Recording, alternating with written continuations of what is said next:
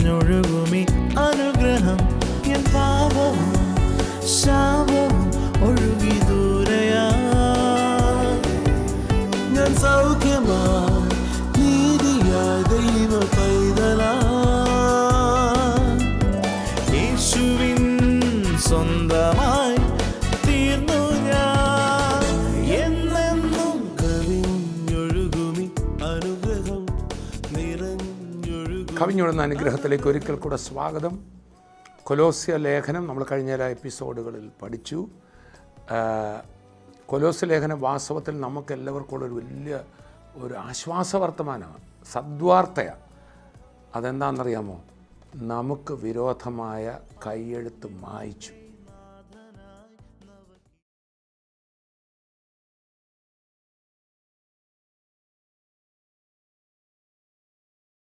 അതെ, കൈയെഴുത്തുകളെല്ലാം മായ്ച്ചു. കൊലോസ്യ ലേഖനത്തെക്കുറിച്ച് അതിൻ്റെ ആമുഖമായി പല കാര്യങ്ങളും നമ്മൾ മനസ്സിലാക്കി. ഒന്ന്, പൗലൂസാണ് ഇതിൻ്റെ എഴുത്തുകാരൻ. അപ്പോൾ തന്നെ പൗലൂസ് സ്ഥാപിച്ചതല്ല കൊലോസ്യ സഭ.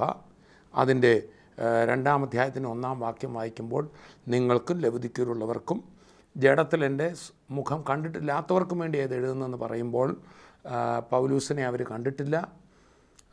അപ്പോൾ തന്നെ 1-ാം അധ്യായത്തിൽ നമുക്ക് മനസ്സിലാകും പൗലൂസിൻ്റെ ഒരു സഹപ്രവർത്തകനായ എപ്പഫ്രാസ് മുഖേനയാണ് ഈ സഭ സ്ഥാപിക്കപ്പെട്ടത്. കാരാഗ്രഹവാസത്തിൽ പൗലൂസിൻ്റെ 1-ാമത്തെ റോമൻ കാരാഗ്രഹവാസത്തിൽ എഴുതിയ ലേഖനങ്ങളാണ് എഫേസ്യർ, ഫിലിപ്പിയർ, കൊലോസ്യർ, ഫിലമോൻ. ഇവയിലെ ഒരു സുപ്രധാന ലേഖനമാണ് കൊലോസ്യ ലേഖനം. അപ്പോൾ ഈ കാരാഗ്രഹത്തിൽ എപ്പഫ്രാസ് എന്ന കൊലോസ്യ സഭയിലെ ശുശ്രൂഷകൻ സ്ഥാപിച്ച ആളുമാകാം. അദ്ദേഹം വന്ന് ലീഡറായ പൗലൂസിനെ കണ്ടിട്ട് അവർ വിശ്വാസത്തിൽ നിലനിൽക്കുന്നെന്നും അവർ കർത്താവിനോട് മാത്രമല്ല കർത്താവിൽ വഴി നടത്തിയവരവർക്ക് സ്നേഹമുണ്ടെന്നും ഒക്കെ അറിയിക്കുക. മാത്രമല്ല, പക്ഷേ ഒരു ചെറിയ പ്രോബ്ലം കൊലോസ്യ സഭയിലുണ്ട്. ജ്ഞാനവാദത്തിൻ്റെയും പഴയ നിയമ ന്യായപ്രമാണത്തിൻ്റെയും ആവശ്യമില്ലാത്തൊരു കടന്നുകയറ്റം അവിടെ സംഭവിക്കുന്നു. അതുകൊണ്ട് വിശ്വാസികൾക്ക് ക്രിസ്തുവിലുള്ളവരുടെ പ്രാഗൽഭ്യം, ഞങ്ങളുടെ പാപം മോചിച്ചു, ഞങ്ങൾ പൂർണ്ണരാണ്, ദൈവം മുമ്പാകെ ധൈര്യത്തോടെ നിൽക്കാം, പിശാചിൻ്റെ പ്രവൃത്തികളെ അഴിക്കാൻ യേശുവിൻ്റെ നാമത്തിൽ വിട്ടുപോകും എന്ന് പറയാനൊക്കെയുള്ളൊരു ധൈര്യമുണ്ടല്ലോ, അതങ്ങോട്ട് പോയി അവർ ഞങ്ങൾ ബലഹീനരാണേ, പാപികളാണേ എന്നൊക്കെ പറയുന്ന നിലയിൽ സഭയ്ക്കൊരു പ്രാഗൽഭ്യമില്ലാതെ അവരെ ഒതുക്കിക്കളയാൻ ഈ ദുരുപദേശങ്ങൾ പതുക്കെ നുഴഞ്ഞു കയറുമ്പോൾ ഇതും കൂടെ എപ്പഫ്രാസ് പൗലൂസിനെ അറിയിക്കുകയാണ്. അപ്പോൾ പൗലൂസ് കൊലോസ്യ സഭയ്ക്ക് എഴുതിയ ലേഖനമാണ്. കൊലോസ്യ സഭയ്ക്ക് വേണ്ടി മാത്രമല്ല, actually this is A circular letter. ഇത് ഇവിടെ വായിച്ചിട്ട് നിങ്ങൾ ലവോദിക്കക്കാർക്ക് കൊടുക്കണം. ലവോദിക്കയിലും ഞാൻ ഒരെണ്ണം അയക്കുന്നുണ്ട്, അതും ഒരു സർക്കുലർ ലെറ്ററാണ്, നിങ്ങൾ വായിക്കണം. കഴിഞ്ഞ ലേഖനങ്ങൾ നമ്മൾ പഠിച്ചു. ആദിമസഭയിൽ വായിക്കപ്പെട്ടത് അപ്പോസ്തലന്മാരുടെ എഴുത്തുകൾ, അപ്പോസ്തലന്മാരുടെ ഉപദേശത്തിലാണ് സഭ വരേണ്ടത്. ഇന്നത്തെ സഭയ്ക്കും വേണ്ടത് അതാണ്. യഹൂദന്മാരുടെ പള്ളിയിലാണ് ന്യായപ്രമാണവും പ്രവാചക പുസ്തകങ്ങളും ഒക്കെ വായിക്കുന്ന പതിവ്, സങ്കീർത്തനമൊക്കെ അവിടെയാണ് വായിച്ചത്. എന്നാൽ പുതിയ നിയമസഭയിൽ ലേഖനങ്ങളാണ്. കർത്താവ് തന്നെ പറഞ്ഞു, ഞാൻ പോയി പരിശുദ്ധാത്മാവ് വന്ന ശേഷമാണ് സകല സത്യം, ഫുൾ ട്രൂത്ത് വെളിപ്പെടുത്തുന്നത്. സോ പുതിയ നിയമസഭയെ അറിയേണ്ടത് ലേഖനങ്ങളിലൂടെ, അപ്പോസ്തലന്മാരിലൂടെ വെളിപ്പെട്ട ക്രിസ്തുവിനെക്കുറിച്ചുള്ള പരിപൂർണതയാണ്. ആ ക്രിസ്തുവിൻ്റെ ആ ശ്രേഷ്ഠത അവരറിഞ്ഞെങ്കിലേ അവർക്ക് പ്രാഗൽഭ്യത്തോടെ നിൽക്കാനൊക്കത്തു. ക്രിസ്തു എന്താ എനിക്ക് വേണ്ടി ചെയ്ത്, എൻ്റെ പാപം മോചിച്ചു എന്നൊരു ഉറപ്പില്ലെങ്കിൽ നമുക്ക് നിൽക്കാനൊക്കത്തില്ല. പലരും ഇന്നും പിതാക്കന്മാരുടെ ശാപം വീട്ടിലുണ്ട്, എൻ്റെ പിതാക്കന്മാർ ഒത്തിരി തെറ്റ് ചെയ്തതാണ്, അതുകൊണ്ട് ഇതെല്ലാം ഞാൻ വഹിക്കണമെന്ന് വിശ്വാസികൾ പോലും ചിന്തിക്കുന്നവരുണ്ട്. ഇനി കുറച്ച് നാളൂടെ കഴിഞ്ഞാലേ ഈ കെട്ട് അഴിയത്തുള്ളൂ.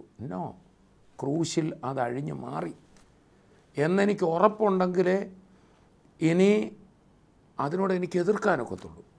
നിങ്ങൾ പിശാചിനോട് എതിർത്ത് നിൽപ്പീൻ, എന്നാൽ അവൻ നിങ്ങളെ വിട്ട് ഓടിപ്പോവും. എതിർക്കണമെങ്കിൽ എനിക്കൊരു പ്രാഗൽഭ്യം വേണ്ടേ?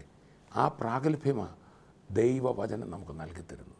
ഈ കൊലോസ്യ ലേഖനം പ്രാഗൽഭ്യം നഷ്ടപ്പെടുത്താൻ, വിശ്വാസികളുടെ ഉറപ്പും ധൈര്യവും നഷ്ടപ്പെടുത്തുവാൻ, പ്രത്യാശയിൽ നിന്ന് അവരെ ഇളക്കാൻ നോക്കുമ്പോൾ അവരെ ധൈര്യപ്പെടുത്തുവാൻ എഴുതിയ ലേഖനമാണ്. ഇതെനിക്ക് നിങ്ങൾക്കും ധൈര്യമായിരിക്കും. നമ്മൾ പറഞ്ഞു അന്ന് ഈ സഭയിലേക്ക് കടന്നു വന്ന രണ്ട് കാര്യങ്ങൾ, ജ്ഞാനവാദം എന്ന തത്വജ്ഞാന ശാഖയും ന്യായപ്രമാണത്തിൻ്റെ വാസ്തവത്തിൽ ന്യായപ്രമാണം, മോശയുടെ ന്യായപ്രമാണം കൊടുത്ത് it had only A timely importance. ഒരു പ്രത്യേക സമയത്തേക്ക് കൊടുത്തതാണ്, ദൈവം മോശ മുഖേന കൊടുത്തതാണ്. എന്നാൽ അതല്ല ദൈവത്തിൻ്റെ ആത്യന്തിക പദ്ധതി. ക്രിസ്തു മുഖേന പരിശുദ്ധാത്മാവിനാൽ മനുഷ്യരെ നടത്തുന്ന പദ്ധതിയാണ് ദൈവത്തിൻ്റെ ആത്യന്തിക പദ്ധതി. അത് വന്നപ്പോൾ ന്യായപ്രമാണത്തിൻ്റെ പ്രസക്തി നഷ്ടപ്പെട്ടു. ഇപ്പോൾ ഇന്ത്യ ഗവൺമെൻറ് ഫോം ആയി കഴിഞ്ഞപ്പോൾ ഇവിടെ മുമ്പ് നാട്ടുരാജ്യങ്ങളിലൊക്കെ നിയമങ്ങൾ നിലനിന്നിരുന്നു, ബ്രിട്ടീഷ് നിയമങ്ങൾ നിലനിന്നിരുന്നു. എന്നാൽ നമ്മുടെ രാജ്യം സ്വതന്ത്രമായപ്പോൾ ആ സ്വതന്ത്ര ഭാരതത്തിൻ്റെ ഭരണഘടന ഇവിടെ നിലവിൽ വന്നപ്പോൾ മറ്റൊന്നും they are not in force എന്നതുപോലെ കൃപയുടെ പ്രമാണമാണ്, യേശു ക്രിസ്തുവിൻ്റെ സ്നേഹത്തിൻ്റെ ദിവ്യ പ്രമാണമാണ്, പരിശുദ്ധാത്മാവിനാൽ നയിക്കപ്പെടുന്ന മനുഷ്യനെ ദൈവികമായ ഒരു ധാർമ്മിക നിലവാരത്തിലേക്ക്, ആ ഉദാത്തമായ ധാർമ്മിക നിലവാരത്തിലേക്ക് നടത്തുന്നതാണ് ക്രിസ്തുവിൻ്റെ ദിവ്യപ്രമാണം. അതാണ് കർത്താവ് അവതരിപ്പിച്ചത്. കൊലോസ്യർ 1:1-2 വാക്യങ്ങൾ വായിക്കപ്പെടുന്നത് ശ്രദ്ധിക്കുക. ദൈവേഷ്ടത്താൽ ക്രിസ്തുവേശുവിൻ്റെ അപ്പോസ്തലനായ പൗലോസും സഹോദരനായ തിമോഥെയോസും കൊലോസ്യരുള്ള വിശുദ്ധന്മാരും ക്രിസ്തുവിൽ വിശ്വസ്ത സഹോദരന്മാരുമായവർക്ക് എഴുതുന്നത്, നമ്മുടെ പിതാവായ ദൈവത്തിൽ നിന്ന് നിങ്ങൾക്ക് കൃപയും സമാധാനവും ഉണ്ടാകട്ടെ. ഇവിടെ പൗലൂസ് ഈ സഭ സ്ഥാപിച്ചതല്ല. പക്ഷേ എങ്ങനെ പൗലൂസിന് ഇവർക്ക് എഴുതാൻ പറ്റും? അതാണ് പൗലൂസ് പറഞ്ഞത്, ദൈവത്തിൻ്റെ അപ്പോസ്തലനാണ്. I have the apostolic authority from God. ദൈവം എന്നെ ഏൽപ്പിച്ച അപ്പോസ്തോലിക അധികാരത്തിൽ നിന്നുകൊണ്ടാണ് ഞാനിത് പറയുന്നതെന്ന് പൗലൂസ് പറയാം. അപ്പോൾ തന്നെ എല്ലാ ലേഖനങ്ങളുടെയും തുടക്കം നമ്മൾ കാണുന്ന ഒരു കാര്യമാണ്. അവർക്ക് അവരെ അഭിസംബോധന ചെയ്യുമ്പോൾ ഒരു ഗ്രീറ്റിംഗ് വേർഡ്സ് ആദ്യമുണ്ട്. അതിനെല്ലായിടത്തും ഉപയോഗിക്കുന്നതാണ് കൃപയും സമാധാനവും ഉണ്ടാകട്ടെ.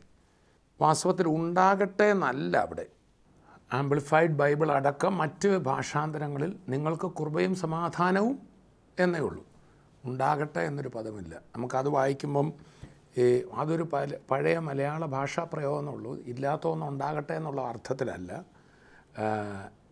യു ഹാവ്, നിങ്ങൾക്കുണ്ട് എന്ന വാസ്തവത്തിൽ അതിൻ്റെ അർത്ഥം. അപ്പോൾ അതൊരു ആശംസാ വാചകവും കൂടെ. അപ്പോസ്തല ലേഖനങ്ങളെല്ലാം തുടങ്ങുന്നത് കൃപയും സമാധാനവും എന്ന് പറഞ്ഞുകൊണ്ട്. ഈ കർത്താവായ യേശു ക്രിസ്തുവിൻ്റെ വാക്കിനോട് ചേർന്ന് പറയുന്ന 2 പദമാണ് കൃപയും സമാധാനവും. അത് കേൾക്കാൻ തന്നെ എന്തൊരു സുഖമുണ്ടല്ലേ. ഒരു കുറ്റം വിധിക്കലിൻ്റെയോ ഒരു ശിക്ഷാ നടപടിയുടെയോ വാക്കല്ല. കർത്താവ് തന്നെ തൻ്റെ ശിഷ്യന്മാരെ അയക്കുമ്പോൾ ലൂക്കോസിൻ്റെ സുവിശേഷം 10 ഈരണ്ടായി അവരെ അയച്ചു, 70 പേരെ തിരഞ്ഞെടുത്തിട്ട് താൻ ചെല്ലുവാനുള്ള പട്ടണങ്ങളിലേക്ക് നിങ്ങൾ പോകാൻ പറയാം. എന്നിട്ട് അതിൻ്റെ 5-6 വാക്യങ്ങൾ വായിക്കുമ്പോൾ നിങ്ങൾ ഏത് വീട്ടിലെങ്കിലും ചെന്നാൽ ഈ വീടിന് സമാധാനം എന്നാദ്യമേ പറവീൻ.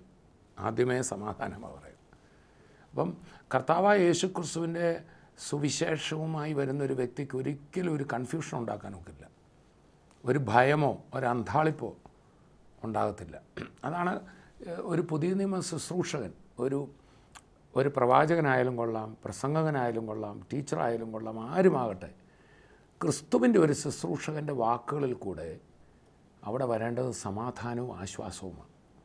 ഒരിക്കലും ഇവിടെ എന്തോ വലിയ പ്രശ്നമാണ്, നിങ്ങൾ ദൈവം മുമ്പിൽ കുറ്റവാളികളാണ്, ദൈവം നിങ്ങളെ അംഗീകരിക്കത്തില്ല, ഒരു കുറ്റബോധത്തിലേക്ക് തള്ളിവിടുക അല്ല. ഒരിക്കലും അപ്പോസ്തോലിക വാക്കുകൾ, ക്രിസ്തുവിൻ്റെ സുവിശേഷകരുടെ വാക്കുകൾ കൃപയും സമാധാനവും. കൃപയെക്കുറിച്ച് നമ്മൾ താഴെ പറയുന്നുണ്ട്. സമാധാനമെന്ന് പറയുമ്പോൾ റോമാലേഖനത്തിൽ റോമർ 5 പറയാണ് ദൈവത്തോട് സമാധാനം എന്നൊരു പ്രയോഗമുണ്ട്. ദൈവിക സമാധാനം മറ്റൊരു പ്രയോഗമാണ്.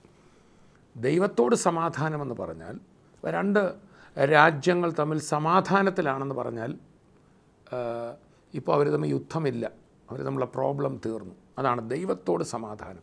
മനുഷ്യൻ പാപം ചെയ്തപ്പോൾ ദൈവത്തോടുള്ള നിരപ്പ് നഷ്ടപ്പെട്ടു. അത് നമ്മുടെ മനസാക്ഷിയിൽ അറിയാം. നമുക്ക് ദൈവത്തോടൊരു പ്രോബ്ലം ഉണ്ടെങ്കിൽ, പാപം നിമിത്തം നമ്മൾ ദൈവത്തോട് നിരപ്പ് പ്രാപിച്ചിട്ടില്ലെങ്കിൽ എല്ലാ മനുഷ്യരുടെ അന്തരാത്മാവിൽ ആ ദിവ്യ സമാധാനം കിട്ടില്ല. അതുകൊണ്ടാണ് കൊരിന്ത്യലേഖനത്തിൽ പൗലോസ് ശ്ലീഹ പറയാണ് ദൈവത്തോട് നിരന്നുകൊള്ളുവീൻ എന്ന് ഞങ്ങൾ ക്രിസ്തുവിന് പകരം അപേക്ഷിക്കുന്നു.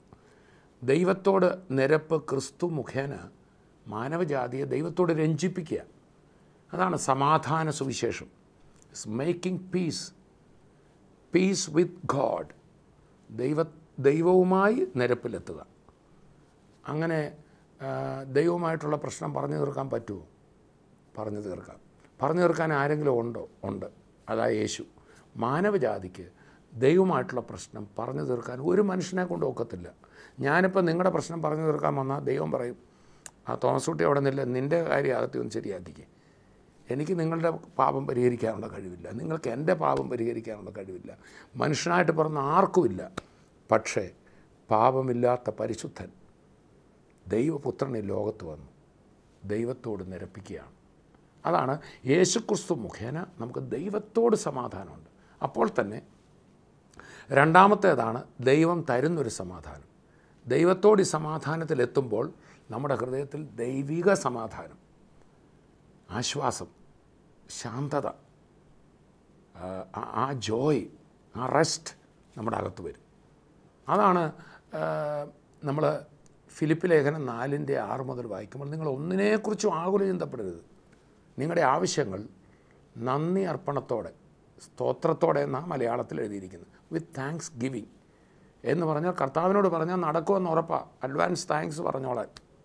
ഇന്ന് തന്നെ കേട്ടുകൊണ്ടിരിക്കുന്ന ആർക്കെങ്കിലും എന്തൊരു വലിയ പ്രശ്നം ഉണ്ടെങ്കിൽ ആദ്യം ദൈവത്തോട് നിരപ്പാകാൻ വേണ്ടി 1 വർഷം എടുക്കുകയണ്ട, ഒരു 40 ദിവസം അതിനുവേണ്ടി ഉപവാസ പ്രാർത്ഥന നടത്തണ്ട. ഇപ്പോൾ തന്നെ ക്രിസ്തു മുഖേന ആർക്കും ദൈവത്തിൻ്റെ അടുക്കൽ വരാം. യേശു പറഞ്ഞു, എന്നെ പിരിഞ്ഞ് ആർക്കും പിതാവിൻ്റെ അടുക്കൽ ചെല്ലുവാൻ പറ്റത്തില്ല. ഞാൻ തന്നെ വഴിയും സത്യവും ജീവനുമാവുന്നു. I am the way to God. ആ പിതാവാം ദൈവത്തിൻ്റെ അടുക്കലേക്ക് നമ്മളെ കൈപിടിച്ചു കൊണ്ടുചെല്ലാൻ, ദൈവമുമ്പാകെ തെറ്റുപറ്റിയ മനുഷ്യന് നിരപ്പിക്കുവാൻ ഇതാ യേശു നിൽക്കുക. അതുകൊണ്ടാണ് യേശുവിൻ്റെ നാമം വിളിക്കുമ്പോൾ തന്നെ, കർത്താവിൻ്റെ നാമം വിളിച്ചപേക്ഷിക്കുന്ന ഏവനും രക്ഷിക്കപ്പെടും. ദൈവത്തിന് ഫേവറായി. നമുക്കുള്ള ഏറ്റവും വലിയ ധൈര്യം, ദൈവം എനിക്ക് അനുകൂലമായി എന്ന് കേട്ടാൽ പിന്നെ നമ്മൾ ആരെയും പേടിക്കണ്ട. അതുകൊണ്ടാണ് വചനം പറഞ്ഞത്, ദൈവം നമുക്ക് അനുകൂലമെങ്കിൽ നമുക്ക് പ്രതികൂലം ആര്? ഇന്നെ കേൾക്കുന്ന ആരെയൊക്കെ പേടിച്ചിരിപ്പുണ്ട്. അവരങ്ങനെ ചെയ്യും, ഇവരിങ്ങനെ ചെയ്യും, ഒന്നും ചെയ്യത്തില്ല. ദൈവം അനുകൂലമാണോ? എന്നെ ആ ഭാഗത്ത് കർത്താവ് നിർത്തുക. ആരുടെ ഉള്ളം ഇങ്ങനെ കലങ്ങുക? ഏതോ വ്യക്തിയുടെ പേര് കേട്ട് പേടിച്ചിരിക്കുക, ഏതോ സ്ഥാപനത്തിൻ്റെ പേര് കേട്ട് പേടിച്ചിരിക്കുക, ഏതോ ദിവസത്തെക്കുറിച്ച് കേട്ട് പേടിച്ചിരിക്കുക. എന്നാൽ ദൈവം നമുക്ക് അനുകൂലമെങ്കിൽ നമുക്ക് പ്രതികൂലമാറും. അപ്പോൾ ചിലർ ചിന്തിക്കും, അയ്യോ ദൈവം അനുകൂലമാകാൻ എനിക്കൊരു നന്മയുമില്ലല്ലോ. ഇല്ലെന്നേ, പക്ഷേ അനുകൂലമാവും. അങ്ങനെ അനുകൂലമാക്കാൻ ദൈവം തന്ന മനുഷ്യബുദ്ധിക്ക് അതീതമായ ദൈവിക ദാനമാണ് ക്രിസ്തു. മാനവജാതിക്ക് കൊടുത്ത ദാനമാണ്. യേശുവേ, ഞാൻ തെറ്റിപ്പോയി. യേശുവേ, എൻ്റെ പാപങ്ങൾ പരിഹരിക്കണം. അങ്ങ് ക്രൂശിൽ മരിച്ചത് എനിക്ക് വേണ്ടിയാണെന്ന് ഞാൻ വിശ്വസിക്കുന്നു എന്ന് പറയുന്ന നിമിഷം നമ്മുടെ പാപങ്ങൾ പരിഹരിക്കപ്പെട്ട് ദൈവത്താൽ നമ്മൾ അംഗീകരിക്കപ്പെടുക. തുടർന്ന് നമ്മുടെ ആവശ്യങ്ങൾ എന്താണോ കർത്താവിനോട് പറഞ്ഞാൽ മതി, അത് നടന്നിരിക്കും. അതാണ് ഫിലിപ്പിയർ 4:4 പറഞ്ഞത്, നിങ്ങളുടെ ആവശ്യങ്ങൾ സ്തോത്രത്തോടുകൂടെ, അഥവാ നന്ദി അർപ്പണത്തോടുകൂടെ ലഭിക്കുമല്ലോ. പിന്നെ നന്ദി പറയുന്നതിനെന്നെ കർത്താവിനെ അറിയിക്കുക അത്രേ വേണ്ടത്. എന്നാൽ സകല ബുദ്ധിയെയും കവിയുന്ന ദൈവസമാധാനം നിങ്ങളുടെ ഹൃദയങ്ങളെയും നനവുകളെയും ക്രിസ്തുയേശുവിൽ കാക്കും. എൻ്റെ ബുദ്ധിയും എൻ്റെ ചിന്തയുമെല്ലാം ഒരു വറീസുമില്ലാതെ കർത്താവ് എന്നെ നടത്തുമെന്നുള്ള ഉറപ്പിൽ. ഈ ചില ആൾക്കാർ സമാധാനിക്കുന്ന വരുന്നത് വരട്ടെ എന്നല്ല, നല്ലതേ വരികയുള്ളൂ. യേശു എൻ്റെ കർത്താവാകിയാൽ എനിക്ക് നല്ലതേ വരികയുള്ളൂ. വരുന്നിടത്ത് വെച്ച് കാണാമെന്ന് പറഞ്ഞുള്ളൊരു ജീവിതമല്ല നമ്മുടേത്.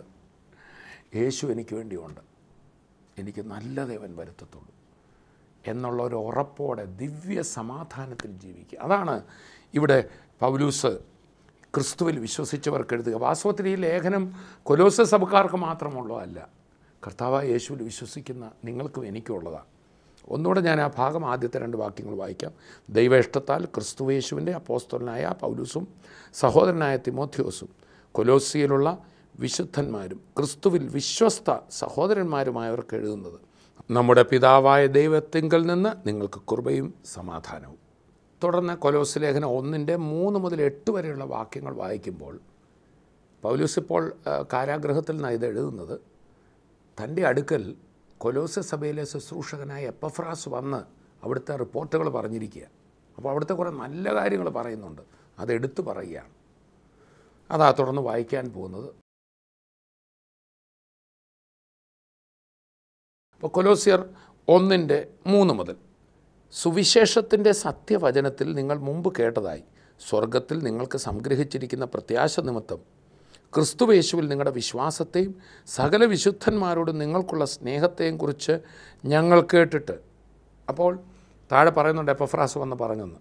എപ്പഫ്രാസ് ഞങ്ങളോട് വന്നിട്ട് പറഞ്ഞിരിക്കുകയാണ്, നിങ്ങൾക്ക് സകല വിശുദ്ധന്മാരോടും നിങ്ങൾക്കുള്ള സ്നേഹത്തെയും മാത്രമല്ല ആ സ്വർഗത്തിൽ നിങ്ങൾക്ക് വേണ്ടി വെച്ചിരിക്കുന്ന പ്രത്യാശയെക്കുറിച്ചുള്ള ക്രിസ്തുയേശുവിൽ നിങ്ങളുടെ വിശ്വാസത്തെയും കുറിച്ച്, ആ സ്വർഗത്തിൽ സൂക്ഷിച്ചിരിക്കുന്ന കർത്താവായ യേശു ക്രിസ്തുവിൽ വിശ്വസിച്ചവർക്ക് ലഭിച്ച ഏറ്റവും വലിയ ഒരു ധൈര്യം എന്താണെന്ന് ചോദിച്ചാൽ, ഇന്ന് എൻ്റെ ജീവിതം പൊലിഞ്ഞാൽ, ഇന്ന് എൻ്റെ മൂക്കിലെ ശ്വാസം നിലച്ചാൽ ഞാൻ കർത്താവിൻ്റെ കൈകളിലായിരിക്കും, നിത്യസ്വർഗം എനിക്കായിരിക്കും. ചിലർ ഈ സുവിശേഷ വചനമൊക്കെ കേൾക്കുമ്പോൾ നിത്യതയെക്കുറിച്ച് സ്വർഗത്തെക്കുറിച്ചൊക്കെ ചോദ്യങ്ങൾ വരുമ്പോൾ ഇങ്ങനെ പറയാറുണ്ട്, പിന്നെ ഇവിടെയോ പ്രശ്നങ്ങളാണ്, ഇനി ഇവിടുത്തെ കഴിഞ്ഞിട്ടല്ലേ അവിടെ സ്വർഗമോ നരകമോ എന്തെങ്കിലുമൊക്കെ ആയിപ്പോട്ടെ. ശരിയാ, മനുഷ്യർക്ക് ഇവിടെ 100 പ്രശ്നങ്ങളാണ്, കടബാധ്യതകൾ, പ്രശ്നങ്ങൾ, കുടുംബ പ്രശ്നങ്ങൾ, മരിച്ചതിന് ശേഷം എന്തേലും ആയാലും ചെല്ല് പറഞ്ഞ് എങ്ങനെയെങ്കിലും ഒന്ന് ചത്ത് കിട്ടിയാൽ മതിയെന്ന്. പക്ഷേ ഈ മരണാനന്തര ജീവിതത്തെക്കുറിച്ച് വ്യക്തമായ ഒരു ഉറപ്പ് മാനവജാതിക്ക് കൊടുക്കുന്ന ഒന്നേ ഒന്നുള്ളത് ക്രിസ്തുവിലുള്ള വിശ്വാസമാണ്. യേശു പറഞ്ഞു, എന്നിൽ വിശ്വസിക്കുന്നവൻ മരിച്ചാലും ജീവിക്കും, ഞാൻ തന്നെ പുനരുത്ഥാനവും ജീവനുമാകും. യോഹന്നാൻ 3:16 പറയുന്നു, തൻ്റെ ഏകജാതനായ പുത്രനിൽ വിശ്വസിക്കുന്ന ഏവനും നശിച്ചു പോകാതെ നിത്യജീവൻ പ്രാപിക്കും. ഒന്നാമത് ആ ഒരു ഉറപ്പ് കിട്ടിക്കഴിയുമ്പോൾ തന്നെ എനിക്ക് കർത്താവിൻ്റെ കൂടെ ഒരു നിത്യതയുണ്ട് എന്ന ഉറപ്പ് കിട്ടുമ്പോൾ തന്നെ ഈ ജീവിതത്തിനും ഒരു വലിയ അർത്ഥമാണ്.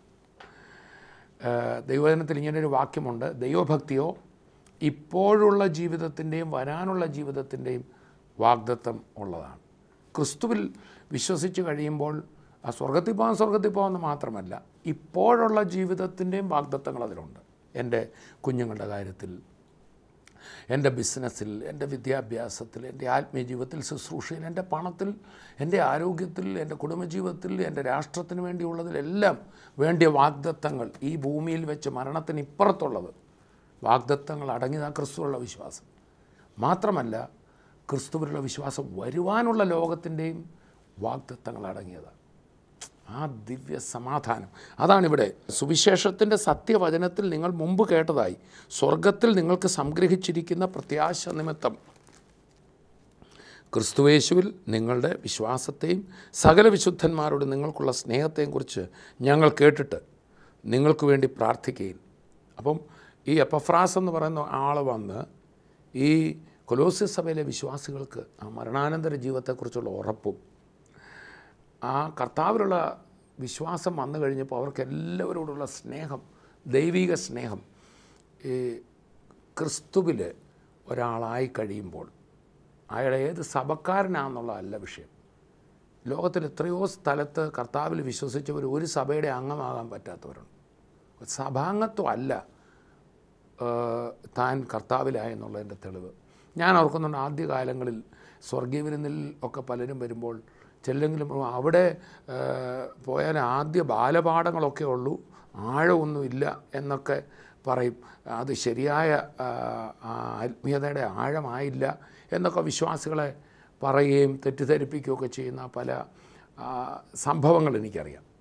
വാസ്തവത്തിൽ ഈ ദിവസങ്ങളിൽ പലപ്പോഴും വിശ്വാസികളോട് ഞാൻ ചെല്ലുമ്പോൾ ഇങ്ങനെ ഞാൻ ചോദിക്കും, എൻ്റെ ചോദ്യം ഇതാണ്, നിങ്ങൾ യഥാർത്ഥത്തിൽ കർത്താവായ യേശുവിൻ്റെ വിശ്വാസിയാണോ? ഏത് സഭക്കാരാണ് യഥാർത്ഥ വിശ്വാസികൾ? ഈ ബൈബിളിൽ ഒരു സഭയുടെയും പേരെഴുതാഞ്ഞതിനായി ഞാൻ കർത്താവിനെ സ്തുതിക്കുക. ഇന്ന് ലോകത്ത് കാണുന്ന ഒരു സഭയുടെയും പേര് ഇവരായ യഥാർത്ഥ വിശ്വാസികൾ എന്നതിനകത്തില്ല. അതാണ് ഈ തിരുവചനത്തിൻ്റെ മനോഹാരിത.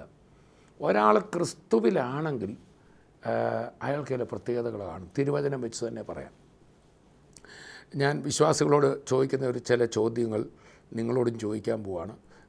നിങ്ങൾ വാസ്തവത്തിൽ വിശ്വാസിയാണോ ആണോ അല്ലയോ എന്നുള്ളതിൻ്റെ ടെസ്റ്റ്. അല്പം തമാശ രീതി പറയും. ഈ പറയുന്ന ടെസ്റ്റുകൾ പാസ്സായാലേ നിങ്ങൾ വിശ്വാസിയാണെന്ന് തെളിയിക്കപ്പെടത്തുള്ളൂ. അങ്ങനെ പെട്ടെന്ന് ആൾക്കാർക്ക് ഇച്ചിരി ടെൻസ്ഡ് ആവും. ഒന്നാമത്തെ ചോദ്യം, നിങ്ങൾക്ക് ഇന്ന് ജീവൻ പോയാൽ കർത്താവിൻ്റെ കൈകളിലായിരിക്കും എന്ന ഉറപ്പ്, ഒരു വലിയ പ്രത്യാശ കിട്ടിയോ? എല്ലാവരും പറയും കിട്ടി. അതെ, ഒന്നാമത്തെ ടെസ്റ്റ് പാസ്സായിരിക്കുന്നു.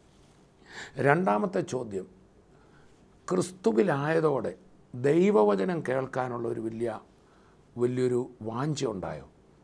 നമ്മുടെ പലരുടെയും മുൻകാല ജീവിതം നോക്കിയാൽ ദൈവവചനം പറയുന്നവരുടെ ആവശ്യമായിരുന്നു.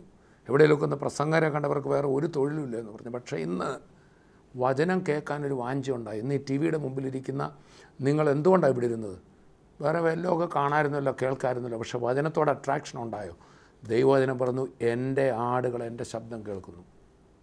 അതെ, എനിക്കിന്ന് വചനം കേൾക്കാൻ ഒരു വഴിയരികിൽ നിന്ന് ആരെങ്കിലും ഒരു വചനം പ്രസംഗിക്കുന്ന കേട്ടാൽ, നിങ്ങൾ വണ്ടിയെ പോവുകയാണെങ്കിലും അറിയാതെ ശ്രദ്ധിച്ചു പോകുന്നുണ്ടോ? കാറങ്ങ് നിങ്ങൾ ഓടിച്ചുകൊണ്ടിരിക്കുമ്പോൾ വണ്ടി നിർത്തണമെന്ന് തോന്നുന്നുണ്ടോ?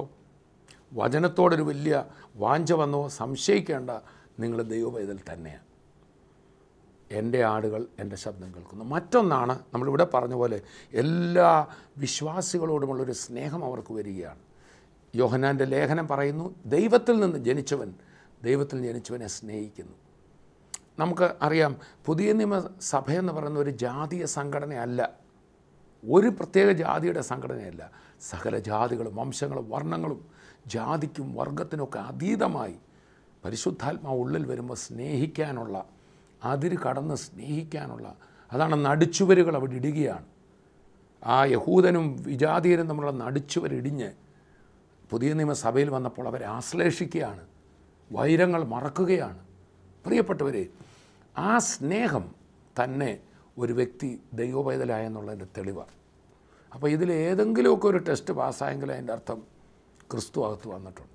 അപ്പോൾ യേശുക്രിസ്തുവിൻ്റെ മാർഗം ഒരു മതമല്ല, ഒരു പ്രത്യേക സംഘടനയല്ല, മറിച്ച് ഒരു വ്യക്തിയെ രൂപാന്തരപ്പെടുത്തുന്ന ഒരു പുതിയ മാനവികത, ഈ ലോകത്ത് തന്നെ പുതിയൊരു സ്നേഹത്തിൻ്റെയും, അതാ ദൈവരാജ്യം എന്ന് പറയുന്നത്. അത് ഏതെങ്കിലും ഒരു രാജ്യത്തിൻ്റെ ഭരണം പിടിച്ചെടുക്കുന്നതല്ല, ഒരു രാഷ്ട്രീയ ഭരണമല്ല, ഹൃദയങ്ങളെ ഒന്നാക്കി തീർക്കുന്ന. അതാണ് കൊലോസ്യ സഭയിൽ വന്നത്. നമ്മൾ താഴോട്ട് വായിക്കുന്നുണ്ട്, നിങ്ങളെ ഇരുട്ടിൻ്റെ അധികാരത്തിൽ നിന്ന് വിടുവിച്ച് സ്നേഹസ്വരൂപൻ്റെ പുത്രൻ്റെ രാജ്യത്തിലാക്കി കഴിഞ്ഞു. നിങ്ങളിനി എന്തോ ആകണമെന്നല്ല. ജ്ഞാനവാദികൾ പറഞ്ഞ് നിങ്ങളായിട്ടില്ല, നിങ്ങൾ കുറവാണെന്ന് പറയുമ്പോൾ തുടർന്നുള്ള ഭാഗങ്ങൾ നമ്മൾ വായിക്കുമ്പോൾ മനസ്സിലാവും, നിങ്ങളെ ക്രിസ്തുവിൽ എന്തോ ആക്കി തീർത്തു. നമ്മൾ ആ ഭാഗങ്ങൾ തുടർന്ന് പഠിക്കും. ഇപ്പോൾ നമുക്ക് പ്രാർത്ഥിക്കാം. പ്രിയപ്പെട്ടവരെ, ക്രിസ്തുവിൻ്റെ ശ്രേഷ്ഠതയാണ് നമ്മൾ കേട്ടത്. ക്രിസ്തുവിൽ വിശ്വസിക്കുന്നൊരു വ്യക്തിയുടെ ശ്രേഷ്ഠത. ഇന്നെന്നെ കേട്ടുകൊണ്ടിരിക്കുമ്പോൾ, കർത്താവേ, ഈ യേശുവിനായി ഞാൻ എൻ്റെ ഹൃദയം തുറക്കുന്നു, അങ്ങയുടെ സമീപമുണ്ടെന്ന് ഞാൻ വിശ്വസിക്കുന്നു, അങ്ങയുടെ സ്പർശനം എനിക്ക് വേണമെന്ന് പറയുന്ന നിമിഷം അത്ഭുത വിടുതലുകൾ സംഭവിക്കും. നമുക്ക് പ്രാർത്ഥിക്കാം. പിതാവേ, ഞങ്ങളങ്ങയെ സ്തുതിക്കുന്നു. കൊലോസ്യ ലേഖനത്തിലൂടെ ഞങ്ങളോട് സംസാരിച്ചതിനായി സ്തോത്രം. ഞങ്ങൾക്ക് വിരോധമായ കൈയെഴുത്ത് അങ്ങ് മായ്ച്ചല്ലോ. ഞങ്ങൾ പാപികളായിരുന്നു, ഞങ്ങൾ ദൈവത്തെ അനുസരിക്കാതെ നടന്നവരാണ്, ഞങ്ങൾക്ക് ഒത്തിരി തെറ്റുകളുണ്ട്. പക്ഷേ ക്രിസ്തുവിൽ ഞങ്ങളെ പരിഹരിച്ച് നിരപ്പിച്ചതിനായി സ്തോത്രം. അതുകൊണ്ട് തന്നെ ഇന്ന് ഞങ്ങൾക്ക് പ്രാഗൽഭ്യമുണ്ട് കർത്താവിനോട് ചോദിക്കുവാൻ. ഇന്ന് നിങ്ങൾ കേട്ടതുപോലെ സമാധാനം പ്രാപിക്കാത്ത ഹൃദയങ്ങളിൽ, അസ്വസ്ഥതയും അസമാധാനമുള്ള ഹൃദയങ്ങളിൽ ഇന്ന് ദിവ്യ സമാധാനം കൊടുക്കണമേ. കർത്താവിൻ്റെ ഉള്ളിൽ പറയുന്നു, അസ്വസ്ഥത നിമിത്തം ഉറങ്ങാൻ കഴിയാത്തവർ, മനസ്സ് പൊട്ടിപ്പോകുന്നവരുള്ള ഹൃദയവേദന, അസമാധാനം, അതിവേദന അനുഭവിക്കുന്ന ചിലർ, കർത്താവേ, ഇന്ന് നീ അവരെ തൊട്ട് ദിവ്യ സമാധാനത്താൽ നിറയ്ക്കണം. ശാരീരിക രോഗങ്ങൾ സൗഖ്യമാകട്ടെ, അത്ഭുത വിടുതലുകൾ നടക്കട്ടെ, ആത്മഹത്യാ വാസനകൾ വിട്ടുമാറട്ടെ. കർത്താവെ, സർവ്വ നന്മകളാലും നിറയ്ക്കണം. യേശുവിൻ നാമത്തിൽ തന്നെ ആമേൻ, ആമേൻ. കർത്താവ് നിങ്ങളെ ധാരാളമായി അനുഗ്രഹിക്കട്ടെ. അടുത്ത എപ്പിസോഡിൽ നമുക്ക് വീണ്ടും കാണാം. കൊലോസ്യ ലേഖന പഠനവും അടുത്ത എപ്പിസോഡുകൾ നമുക്ക് ലഭിക്കും. അടുത്ത പ്രോഗ്രാമിൽ കാണും വരെയും കർത്താവ് തൻ്റെ കൃപയിൽ നമ്മെ സൂക്ഷിക്കട്ടെ. I bless you in Jesus' name. Amen. TV പ്രേക്ഷക സംഗമവും വിടുതൽ ശുശ്രൂഷയും ഈ വെള്ളിയാഴ്ച പത്തനംതിട്ട ജില്ലയിലെ തുമ്പമണ്ണിൽ ഓഗസ്റ്റ് 7 വെള്ളി. ശുശ്രൂഷകൾ രാവിലെ 10-ന്. Bethesda convention ground, Keerikkuzhi road, Thumpamon. TV പ്രേക്ഷക സംഗമവും വിടുതൽ ശുശ്രൂഷയും ഈ ശനിയാഴ്ച പത്തനംതിട്ടയിൽ ഓഗസ്റ്റ് 8 ശനി. Aban arcade, Aban junction, Kumbazha road, Pathanamthitta. ശുശ്രൂഷ രാവിലെ 10-ന്.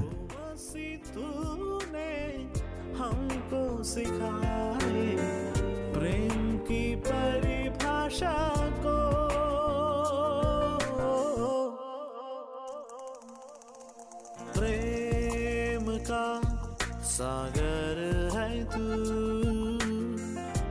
चांदी का राजकुमार है तू, चरणों में आ